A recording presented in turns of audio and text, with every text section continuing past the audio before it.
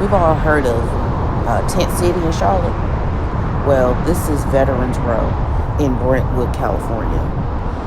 All of these tents are housed by homeless veterans, people that served our country, now living in tents. That these vets strategically place these tents nearby the VA hospital. There's the VA hospital in the background, so that they have access to their health care, their financial benefits, the mental health care. But this led me to research what the barriers are to vet homelessness.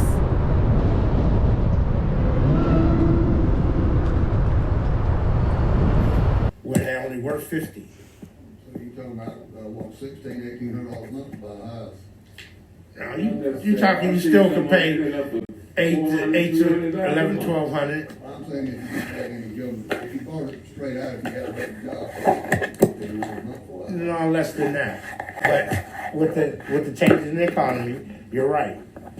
Yeah. 100,000 used to be 800 a month. I don't know what it is now. Yeah, about like that. Yeah.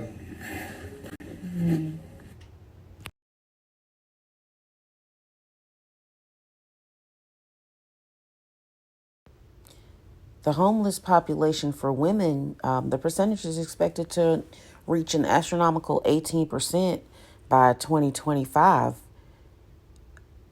So at agencies in Charlotte, which there's maybe 3 agencies that help homeless veterans, they work closely with the VA to ensure that they qualify for housing, but not only that, that they're ready for housing by teaching them to budget their money, looking at their income. They encourage them to save their money, and they also help them qualify for programs like HUD-VASH, which was implemented by Barack Obama to help offset the cost of housing for veterans who are experiencing homelessness.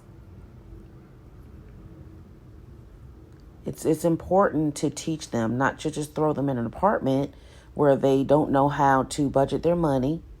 They haven't dealt with mental health issues that could be a barrier to their homelessness, in addition to the outrageous cost of living in Charlotte.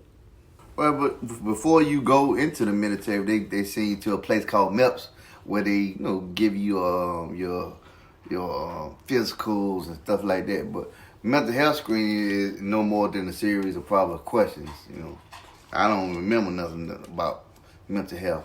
They just mostly were concerned about your physical. Okay, so you don't feel like they asked enough questions that I know addressed mental health? This was back in '96. I don't know. It might be different now.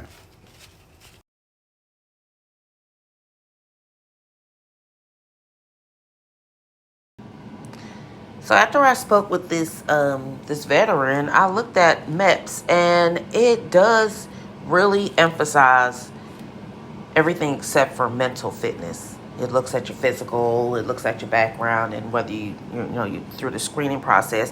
But what is the focus when it comes to a recruit's mental stability? Do they look in depth at their mental health, which can affect how they deal with trauma? So many veterans come out, they end up homeless because they use drugs and alcohol to mask the pain from the trauma that they experienced while at war, while serving active duty. It's so important that they take a proactive stance. The VA has great programs for men and women that come out of the military to help them. But what are we doing in a proactive way to help these veterans to ensure that they don't lose their homes or that they have an opportunity to obtain a home? When I lived on the street in Charlotte, fortunately for me, I was in the men's shelter on Tryon. I didn't have to be in a situation where I was sleeping on the streets. I was able to secure housing through the IOP program. It is a wonderful thing to have a place of my own. I thoroughly appreciated getting the first apartment through the HUD-VASH program, even though all I had was a mattress and a radio. I walked into my new home and it was strange because it was quiet. There was no interruptions, nobody walking back and forth or whatever. It took me a while to get accustomed to that. Since receiving help for housing through all the entities, it allowed me to start growing and realizing for the first time that there's more to life than what I was doing in the past. The Housing Our Heroes initiative is important because there is a lot of entities that are involved in this process, and their goal is to actually end homelessness among the veterans. And I think that is an excellent, idea and an excellent program. I am humble and grateful that the mayor and all these entities decided to get serious about homelessness, particularly in Charlotte amongst the veterans. And I can't say more than thank you.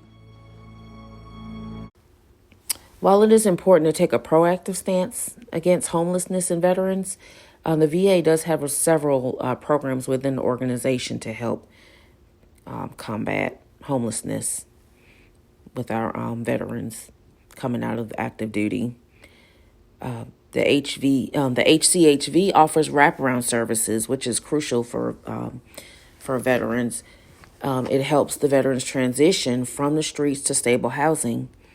The Compensated Work Therapy and Homeless Veteran Community Employment Service gives veterans a leg up in today's job market, which can be difficult when you're coming out of the military for those that want to seek employment.